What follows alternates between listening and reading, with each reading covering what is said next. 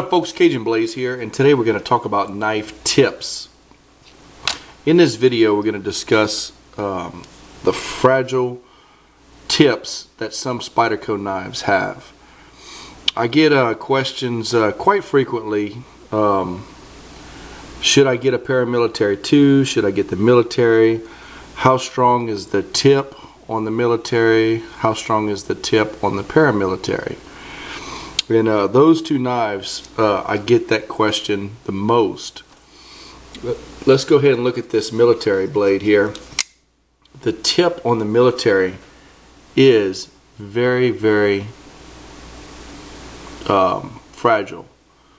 I say fragile. It's just very pointed. You can see that. Let's show you the difference between, say, the military by Spyderco and the Endura, regular Endura with the saber grind. See the difference? Just, you know, that tip on the military is out there. Now I'm gonna say this: I have snapped several tips on knives in general before. Never have I got 3 military knives, and I have not broken or snapped any of the tips off.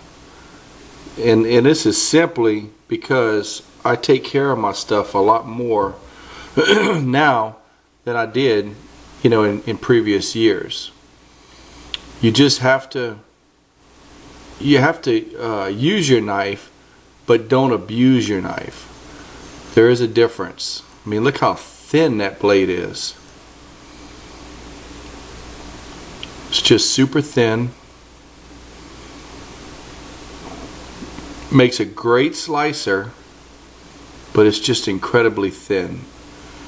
And that's what makes the military such an awesome blade, is because it's so thin and it slices through almost anything. With that full flat ground blade, I mean, you can see I use this thing a lot. It's got a lot of marks on it.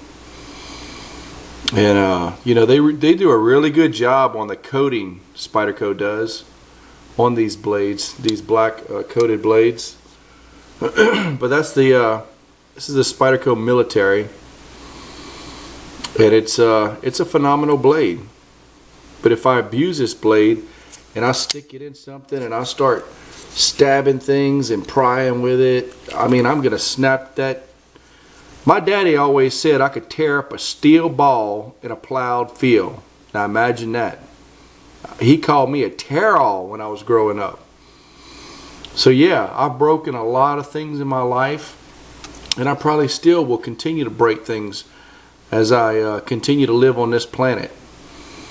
But one thing that I will try not to break any longer, and that's my knife tips. So me being a tear-all, I can tear up some knives if I abuse them, and so can you. Now here we're looking at the paramilitary 2, and if we can get that to focus here. See, the tip is not as pointed on this one. And let's pull out the paramilitary. Look at the blades side by side, if you will. Try to get them to where, get my big hands out of there and let you see the blades themselves. So yeah, I mean, these are not as long, elongated as the regular military, but yeah, they're weak and they're still made thin. That is thin. You can kind of see that. You will snap the blades, the tips off of these blades. Let you see the military, the regular military, and the paramilitary. This is the first paramilitary, side by side.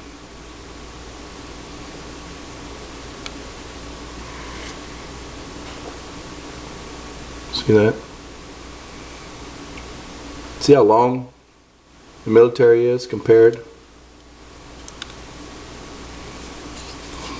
So yeah, you can definitely break this thing if you're not careful.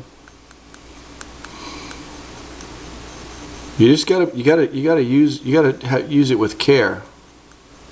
That's all I'm saying. Let's look at an old Endura. This is a Clip It Endura. This goes way back. Look at that molded pocket clip on there. Doesn't have that detent right there for the block back. Smooth on this side, that FRN smooth. Look how nice and pointed that tip is. And I've gone through a lot of the older Enduras, and I've snapped a bunch of them. One time, Academy Sports and Outdoors had a sale on some Delicas, some old Delica 3s, I believe. And I still have one. And I bought a bunch of them. They were like, I don't know, $15 a piece. I guess because they were coming out with the Delica 4s. So Academy was getting rid of all their old stock. And I bought a bunch of them, and I used them for Christmas gifts, birthday gifts, what have you. And I kept one for myself, and sure enough, I broke the tip off of it. And I don't have it here, but I do have a video of it.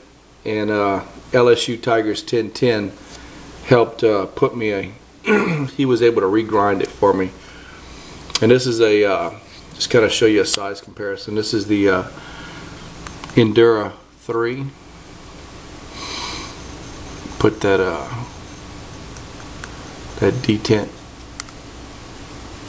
here on the block back here. I forgot exactly what you call that. Notice on this one, the original Endura, there's no jimping here.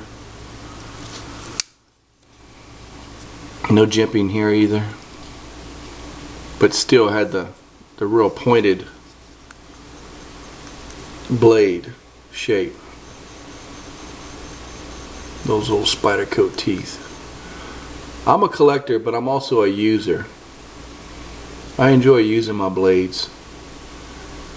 But yeah, I mean, you will snap the tips on these blades if you're not careful and you don't take care of them. You'll I'll put it down here, let you see these. And then this is my Endura 4. This is the one that I have with the well, this is a plain edge. I meant to grab the one fully serrated, but you can see how they redid the tips on these to make them stronger, and it's beefier on the spine of the blade as well, as opposed to the original. Look how thin. So I guess there was a lot of complaining going on because people were snapping the tips on these blades. And I will say the Endura and Delica series is probably some of Spyderco's most popular because they're so affordable.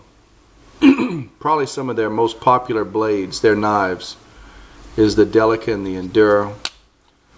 I'm not sure if the Endura is more popular than the Delica. Just don't know. But I imagine if you pry it against some metal, you could snap this tip, but it's highly unlikely. Even with a little bit of abuse, it will not snap as easy. But I'm here to testify on these Endura 3s for sure. This is the only older Endura. I think this is an Endura 1, or the first Endura, if I'm not mistaken.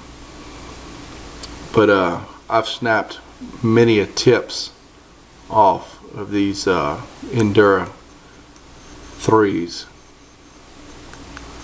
for show.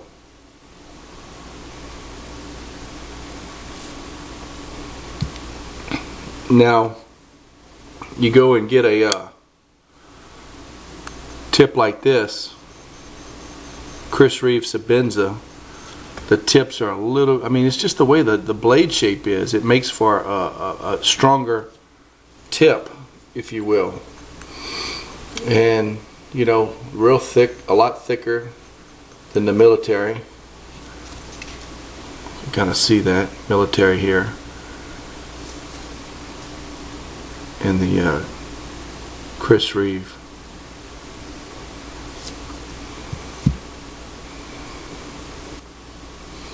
We'll go ahead and show you the Sabenza and the Strider S&G thickness and tips. The S&G Strider and the Sabenza side by side. It's going to be a little bit harder to snap the tips off of these blades, you know.